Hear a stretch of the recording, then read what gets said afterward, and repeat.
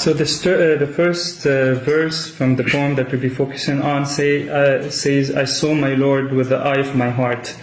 So Hallaj here starts with the word Ra'ayt, I saw. Seeing is not the same as feeling. Seeing requires to witness something, to see something. It is not like we say today, I see, but in reality we mean I feel. This is a vision. He's talking about vision here. He's talking about the faculty of sight.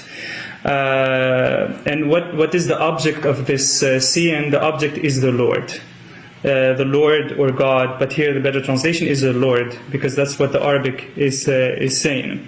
But you might ask, how would he see the Lord? Why there is nothing like the Lord? And at least in monotheistic tradition, there is this idea that nothing is similar to the Lord.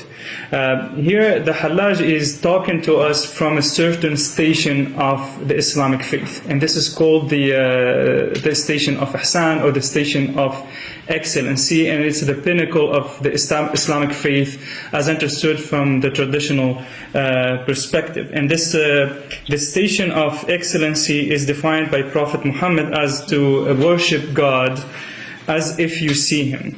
And if you do not see him, then know that he sees you. So Hallaj here is signaling from the start that he is not talking from the exoteric point of view. He's talking from an esoteric, internal perspective, telling us that I'm talking from the station of spiritual excellency. And he already knows that people will not like whatever he's saying, and he adds that I see it with the eye. I see the Lord with the eye of my heart, not with the eye of my not with my physical sensory eyes. So that means that Hallaj is telling us that his insight or his spiritual eye has been opened by the Lord for him to witness the divine. So that means his insight, his vision, his internal vision has reached the Creator. That means that he annihilated himself, he extinguished his whole being, he extinguished all of the creation to witness the Lord. He say here the word qalb, or like heart. The heart is able to witness and see and visualize what the eye cannot. It is like the mother. The Sheikh gives the example of the mother. The mother is able to see what her kids are going through and guides them after this. So this is the same for the knower of God, the people who, the person who has experienced this internal visual opening into the higher realms. So to make it easy, it's like Hallaj has a heart, and his heart has an eye, and that eye has been opened. And this is another way of seeing. It is seeing things beyond the physical contingent existence. It is a vision that its ultimate object is the higher realms, higher realities, but also the divine. The higher purpose is to witness the divine. And then Hallaj continues and say what happens during this visualization of the Lord. He asked, "Who are you?" فَقُلْتُ مَنْ أَنْتَ. I asked, "Who are you?" He replied, "You." So this first part, I asked, "Who are you?" It means that in the beginning, when this witnessing happened, he did not understand who the object of the witnessing was, because the object of witnessing was beyond the intellect, was beyond what Hallaj was used to.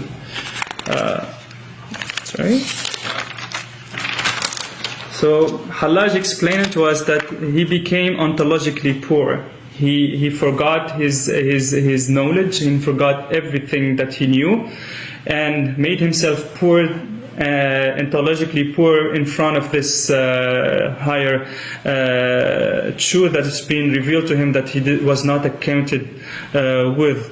The second thing that happened after the witnessing is that here we have he involves the faculty of speech. He says, "I asked."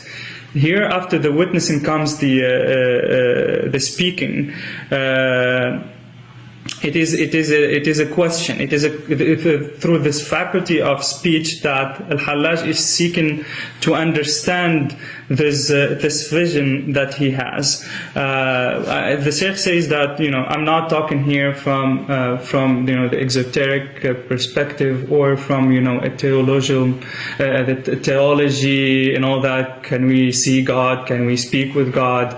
No, we're just taking what the mystic is saying at face value and trying to understand what he is saying and trying to live with him his experience.